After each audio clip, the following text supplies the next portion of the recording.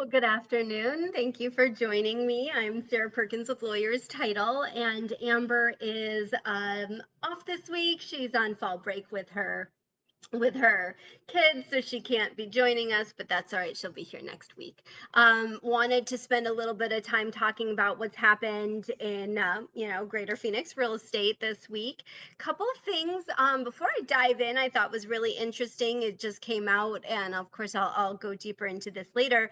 But there's a few things going on with that big class action lawsuit that has been going on for about a year and a half against NAR, and Armless was one of the ones named in the lawsuit. But what we found, or what we just heard, was there was actually a notice or a motion to dismiss pushed by NAR. NAR was really hoping that they could move forward and just kind of get away from this. And unfortunately, the judge ruled against NAR and for the plaintiffs in saying that they're going to, continue moving forward with the lawsuit. Discovery is ongoing, so we should see more things coming up. And NAR's statement was, this was the first of many, so we'll see. I bet there will be continuous motions to dismiss. Whether or not they're all going to be approved or not, we'll see, and maybe even parts, but we'll be on it. And that's kind of ongoing. It's been happening in the background this whole time. One thing that we have not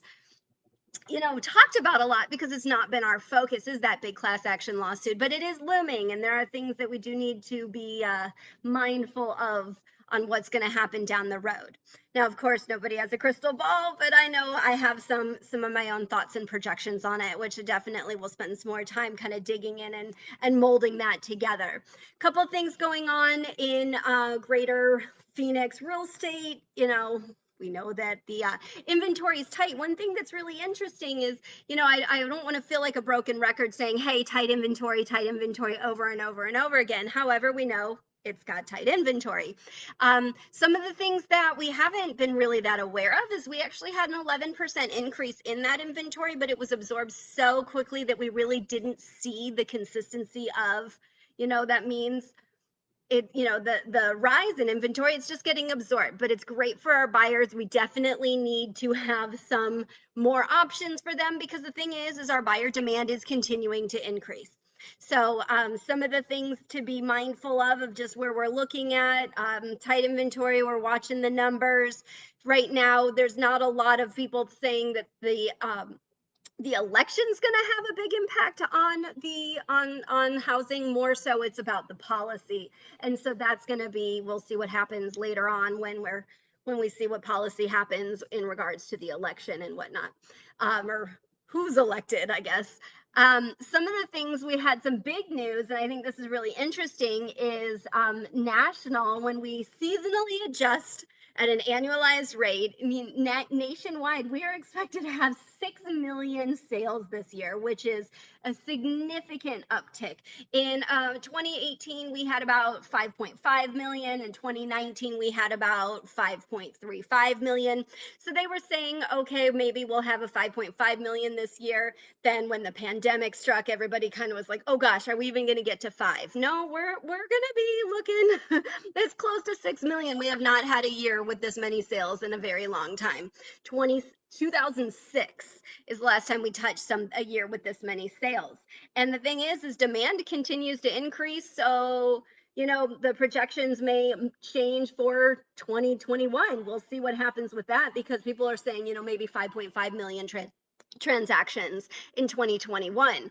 There's a lot of people saying that we're going to continue to see a lot more transactions continuously building over the next couple years, particularly because we know interest rates are, the Fed Chairman Powell said that he's going to keep the rates low at least till 2023, and there's really no reason to believe that we're going to see anything but crazy low rates for a significantly long period of time.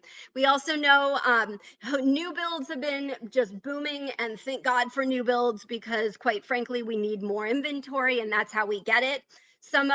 Jim Belfiore, who is a big consultant here in Phoenix, talks a lot about new builds, expects that we're going to see a lot more growth in Pinal County, just because Maricopa County has been so built up. So we'll see a lot more happening in, say, Florence, Coolidge, some of the other cities, not even necessarily Santan or the parts of Queen Creek, but even further out because we're just running out of spaces. And sorry, I gotta apologize for the crying dog.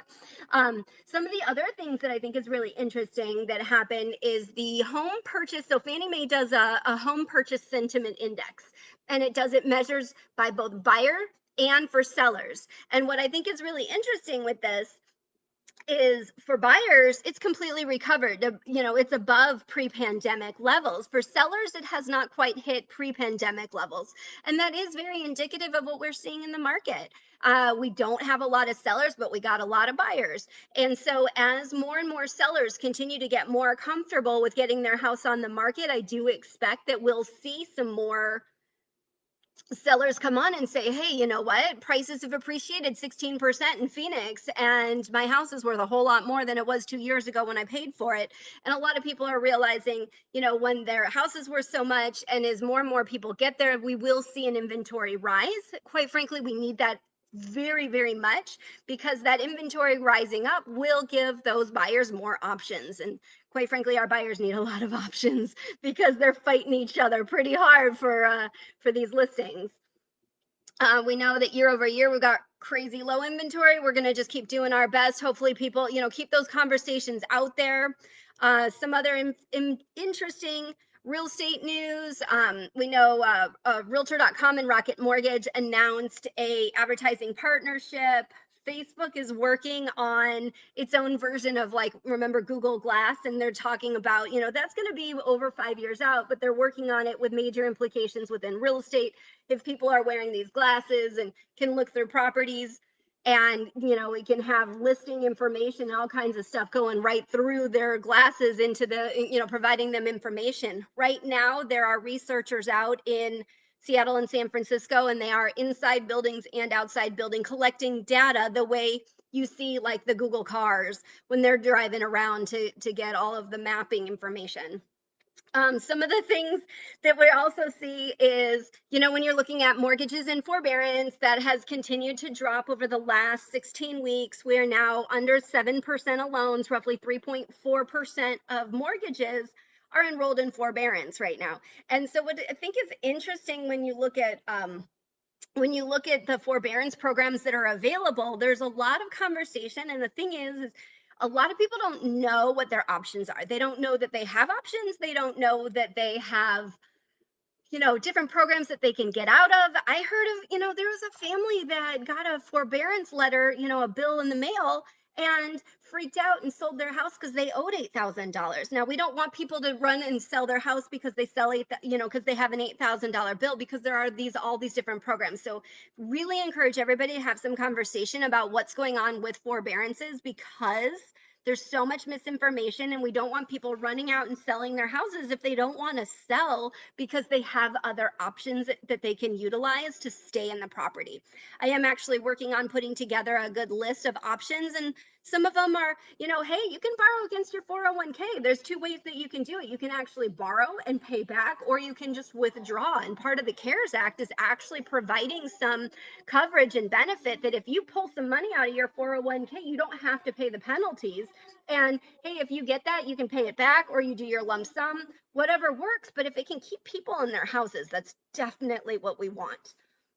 A couple other things and there are some resources for people if they are in forbearance. There's saveourhomeaz.gov for here in Arizona. It has both rental and mortgage resources. There's also one that was nationwide that was put together, and I can post it, that was created CFPB, FHFA, HUD, VA, USDA. It's a joint effort, but it's really, really helpful for people if they're struggling with their housing payments, and that's both for lending or for a rent or a mortgage.